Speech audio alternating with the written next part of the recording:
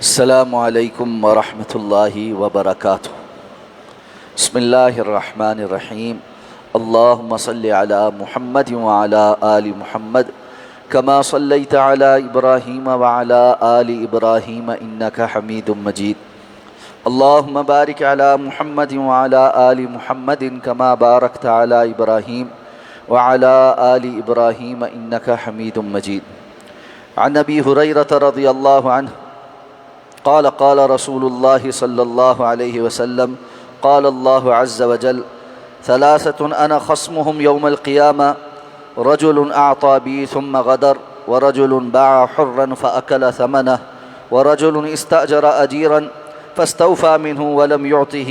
أجره رواه مسلم۔ حضرت ابو ہریرہ رضی اللہ تعالیٰ عنہ بیان فرماتے ہیں، اللہ تعالیٰ ان کی اور ان کی والدہ کی مغفرت فرمائے، کہ جناب نبی کریم صلی اللہ علیہ وسلم نے ارشاد فرمایا کہ اللہ تعالیٰ ارشاد فرماتے ہیں، یعنی یہ حدیث قدسی ہے، کہ تین قسم کے لوگ ایسے ہیں کہ روز قیامت میں ان سے جھگڑوں گا۔ پہلا وہ آدمی جس نے میرے نام پر کسی سے کوئی عہد کیا اور پھر اس میں خیانت کی۔ دوسرا وہ جس نے دھوکے یا زبردستی سے کسی آزاد کو غلام بنا کر بیچا اور اس کی قیمت کھا پی گیا۔ اور تیسرا وہ جس نے کسی مزدور سے مزدوری لی اور اس سے اپنا کام تو پورا لیا جبکہ اسے اس کی مزدوری نہیں دی۔ اس حدیث کو امام مسلم نے روایت کیا ہے۔ اس حدیث مبارکہ کو علامہ ابن حجر العسقلانی رحمہ اللہ اس باب میں لے کر آئے ہیں، کیونکہ باب کا جو عنوان ہے وہ باب المساقات والاجارہ ہے، کہ مساقات زمین کو پانی وغیرہ لگا کر ٹھیکے پہ دینا، اور اجارہ کسی کو کام کے لیے اجرت پر رکھنا یا زمین اجرت پر دینا۔ تو اس حدیث میں جو آخری شخص ہے، چونکہ وہ اجرت سے متعلق مسئلہ ہے، تو اس تعلق سے علامہ ابن حجر اس حدیث کو اس باب میں لے کر آئے۔ تو رسول اللہ صلی اللہ علیہ وسلم فرمایا، اللہ تعالیٰ فرماتے ہیں، اور حدیث کی یہ قسم معروف ہے، اس کو حدیث قدسی کہتے ہیں، کہ جس میں رسول اللہ صلی اللہ علیہ وسلم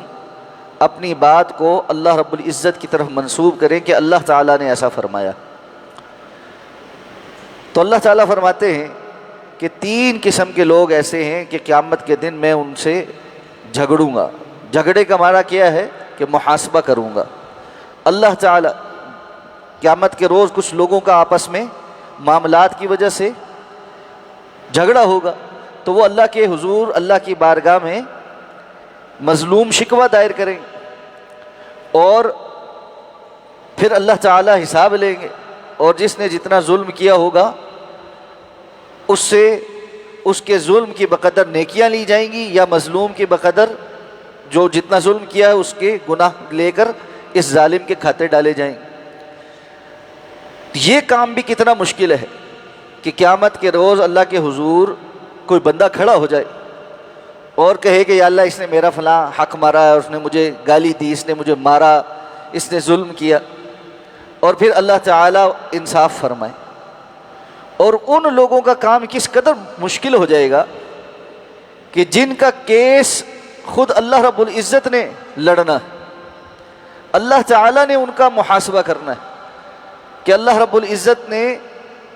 ان سے جھگڑا کرنا ہے، مخاصمت کرنی، اور جس نے اللہ رب العزت سے جھگڑا مول لیا اس کے پلے کچھ نہیں باقی بچا۔ تو جہاں عام طور پر بھی ظلم سے بچنا چاہیے، بالخصوص ان تین باتوں سے تو بہت ہی زیادہ بچنا چاہیے۔ تو پہلی بات فرمائی کہ جس نے میرے نام پر کسی سے عہد کیا اور پھر خیانت کی۔ عہد و پیمان ویسے بھی پورا کرنے کا حکم، وَأَوْفُوا بِالْعَهْدِ إِنَّ الْعَهْدَ كَانَ مَسْئُولًا۔ اللہ نے فرمایا کہ عہد کو وفا کرو، اس لیے کہ اس کے متعلق سوال ہو۔ تو عام طور پر کوئی بندہ اپنی پختہ زبان کسی کو دے، وعدہ کرے، عہد کرے، اس کو بھی پورا کرنے کا حکم ہے، کجا یہ کہ وہ اللہ رب العزت کے نام پر کسی سے وعدہ کرے کہ میں اللہ کو گواہ بنا کر یہ کہتا ہوں کہ میں ایسا نہیں کروں، اور اس کے بعد وہ ایسا کر۔ مثلاً کوئی بندہ کسی کو کہتا ہے کہ میں اللہ کو گواہ بنا کر کہتا ہوں کہ میں تمہارا یہ راز کسی کو نہیں بتاؤں، تم مجھے یہ بات بتا دو، میں کسی کو نہیں بتاؤں، اور اس کے بعد جب وہ بندہ اس کو اس بات پر کہ یہ اللہ کے نام پر مجھ سے سوال کر رہا ہے بتا دیتا ہے، تو وہ جا کر کسی اور کو وہ راز افشاں کر دیتا، یہ اللہ کے نام پر خیانت کرنے والا۔ تو اللہ تعالیٰ نے فرمایا کہ اس سے قیامت کے دن میں جھگڑا کروں گا، تو نے میرے نام پر یہ کام کیا۔ دوسرا بندہ جو کسی آزاد انسان کو زبردستی یا دھوکے سے غلام بنا کر بیچ دے۔ معلوم ہے کہ اسلام نے غلامی کی حوصلہ شکنی کی، عربوں کے ہاں چونکہ یہ ایک نظام چلا آتا تھا، تو اس وقت یہ سلسلہ بھی تھا کہ لوگ لوٹ مار جب کرتے تھے تو جب کوئی قابو آ گیا تو اس کو بھی آزاد بندے کو اپنا غلام بنا لی، زبردستی کے ساتھ کہیں سے اغوا کر لیا، کسی کے بچے اغوا کر لیے اور ان کو غلام بنا لیا۔ جس طرح کہ حضرت یوسف علیہ السلام کے واقعے میں آتا ہے کہ وہ ان کو کنویں میں ملے، انہوں نے ان کو اپنے غلام کے طور پر بازار میں جا کے بیچ دی۔ تو یہ اسلام نے اسی وقت حرام کر دیا تھا کہ کسی آزاد شخص کو کوئی بندہ غلام بنا کر بیچے اور اس کا مال کھا پی لے، کیونکہ انسان کی جان یہ اللہ کی امانت ہے اور یہ اللہ کے حق میں خیانت کرنے والا ہے۔ یہی وجہ ہے کہ انسان کو خود اپنی جان لینے، خودکشی کرنے کی اجازت نہیں، کہ یہ اللہ کی امانت ہے۔ اسی طرح ماں باپ کو بھی اس بات کی اجازت نہیں ہے کہ وہ اولاد کو بیچ دیں، اور اس کی کچھ صورتیں آج موجود ہیں بعض علاقوں میں، اور جو ہے وہ غربت کی وجہ سے یا عام طور پر لوگوں نے یہ ٹرینڈ بنایا ہوا ہے کہ وہ چھوٹی عمر کی بچیاں یا بچے پیسے لے کر ایک طرح سے بیچ دیتے اور پھر وہ ساری زندگی وہاں جو ہے وہ کام کرتے۔ سندھ والی سائیڈ پہ اب بھی خاندانوں کے خاندان اور نسلوں کی نسلیں قرضوں کے بوجھ تلے، سودی قرضوں کے بوجھ تلے انہوں نے اپنے پاس جو ہے وہ غلام بنا کے رکھے ہوں، کوئی ان کی اجرت نہیں، بس کھانے پینے کو مل جاتا ہے، اس کے علاوہ کوئی ان کا پرسان حال نہیں، اور وہ ان کی ساری چاکری کرتے ہیں ساری زندگی، ایک نسل سے دوسری، دوسری سے تیسری نسل۔ یہ آزاد لوگوں کو غلام بنا۔ اور اسی طرح یہ بردہ فروشی جو کرتے ہیں، بچوں کو اغوا کر لیا، بچیوں کو اغوا کر لیا اور آگے جا کر بیچ دیا۔ اور یہ جو آج کل ایک لفظ ہے ہیومن ٹریفکنگ، انسانوں کو دھوکے کے ساتھ کہ جی ہم وہاں آپ کو نوکری دلائیں گے، بالخصوص خواتین کے ساتھ کہ جی آپ کو مڈل ایسٹ میں یا یورپ میں فلاں جگہ پہ جی آپ کو نوکری دلائیں گے، اور پیسے لے کے ان کو وہاں بھیجتے ہیں۔ اصل میں کیا ہوتا ہے، وہاں قحبہ فروشوں کے ہاں ان کو بیچ چکے ہوتے اور پھر ان سے زبردستی یہ مکروہ دھندا کروایا جاتا۔ یہ سارے لوگ اس قسم کی کیٹیگری میں، اور اللہ تعالیٰ نے فرمایا ان سے بھی کل قیامت کو اللہ جھگڑا فرمائے۔ اور تیسرا وہ بندہ جس نے کسی کو اجرت پہ رکھا، مزدوری پہ رکھا کسی کام کے لیے کہ جی میرا یہ کام کرنا ہے، اور کام پورا پورا لے لی، لیکن اجرت دیتے ہوئے اب ڈنڈی مار رہا ہے، اب اس کی اجرت نہیں دے رہا۔ اور اس میں یہ ضروری نہیں ہے کہ آپ یہ کہیں کہ جی وہ مزدوری کوئی گڑھا کھودنے کی یا کھڈا کھودنے کی جسمانی مشقت والی مزدوری ہی ہو، وہ بھی مزدوری کی ایک قسم۔ یہاں اللہ کے رسول نے فرمایا کسی نے کسی کو کسی کام کے لیے اجرت پہ رکھا، وہ کام ممکن ہے کہ آج کل کے زمانے میں کوئی الیکٹرانک کام ہو، کوئی سافٹ ویئر کا کام ہو، کوئی کمپیوٹر سے ریلیٹڈ کام ہو، کوئی بھی کام آپ نے کسی کو اجرت پہ رکھا، طے کر لیا کہ جی مجھے یہ کام آپ کر کے دیں، میں آپ کو اس کی اتنی اجرت دوں گا، اور اس کے بعد آخر بعد میں آپ مکر جائیں یا ہیلے بہانے شروع کر دیں۔ اب جس نے اپنا وقت لگایا، محنت کی، سارا کچھ کیا، وہ منتیں کر رہا ہے جی کہ آپ مجھے دیں۔ اسی طرح ہمارے یہاں اس کی مثال بہت عام یہ ہے کہ گھریلو ملازمین وہ کسی مجبوری کے تحت چھٹی وغیرہ کر لیں تو تھوڑا صرف نظر کرنا چاہیے۔ کون سا کوئی لاکھوں روپے وہ آپ سے کما رہے، چند ہزار کے اوپر وہ گھروں کے اندر کام کرتی ہیں خواتین،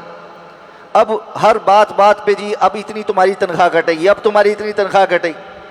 یہ لوگوں کی اجرت میں سے پیسے کاٹتے چلے جانا یہ ٹھیک نہیں۔ ہاں الا یہ کہ کوئی بہت زیادہ آپ کے کام میں حرج کرے، زیادہ ہی چھٹیاں کر لے، مثال کے طور پہ مہینے میں 30 دن کام کرنا ہے جس میں سے عام طور پہ ہفتے کی 4 چھٹیاں ہوتی ہیں، تو 26 دن کے بجائے وہ 15 دن آئے، 15 کے بجائے بھی 12 دن آیا، اب تو حق بنتا ہے کہ یہ آدھی اس نے چھٹی کی ہے تو چلو جو اس نے کام کیا ہے اتنی تو اس کو تنخواہ دی جائے۔ تو ہمارے ہاں کیا ہوتا ہے، تم نے اتنی چھٹی کر لی، اب تمہارے جتنے پچھلے دن کا حق بنتا ہے وہ بھی غصب، یہ ناجائز، یہ درست نہیں۔ اور اسی طرح اگر کسی نے یہ معاہدہ کیا کہ جی آپ میرے پاس کام کریں اور جس وقت مجھے آپ کو کام سے فارغ کرنا ہوا تو میں آپ کو 1 مہینہ پہلے بتاؤں گا اور 1 مہینے کی تنخواہ بھی دوں گا، تو یہ بات کر لیتے ہیں لوگ، لیکن جب نکالنے کا وقت آتا ہے تو کھڑے کھڑے نکال اور تنخواہ بھی نہیں دیتے، اور یہ جی تمہارا یہ قصور ہے اور فلاں قصور ہے تو تمہیں ہم جاب سے فائر کر رہے۔ بھائی جو آپ نے معاہدہ کیا وہ کہاں گیا؟ تو اس کو کہتے ہیں یہ اس نے تو کام ہی ٹھیک نہیں کیا۔ بھائی کام ٹھیک نہیں کیا، آپ نے اس کو کام سے فارغ کر دیا، یہ آپ کا حق بنتا ہے، لیکن جن شرائط پر اس کو رکھا تھا ان شرائط کے تحت فارغ کر۔ ان شرائط میں یہ نہیں تھا کہ آپ کو اس کا کام نہیں پسند آئے گا تو آپ اس کو فارغ کریں گے، ظاہر بات ہے فارغ تو اسی لیے کرنا ہے کہ کام پسند نہیں آیا، تو اس وقت یہ طے کر لیا بندے کو بلانے کے لیے کہ 1 مہینے پہلے بتائیں گے، 1 ماہ کی تنخواہ دیں گے، لیکن بعد میں نہیں دیتے۔ یہ دوسروں کی اجرتیں مارنا یہ قطعاً جائز نہیں، اور جو ایسا کرتا ہے اس کے ساتھ بھی قیامت کے دن اللہ نے جھگڑا کرنا۔ اور اسی لیے رسول اللہ صلی اللہ علیہ وسلم نے تعلیم یہ دی ہے کہ مزدور کو اس کی اجرت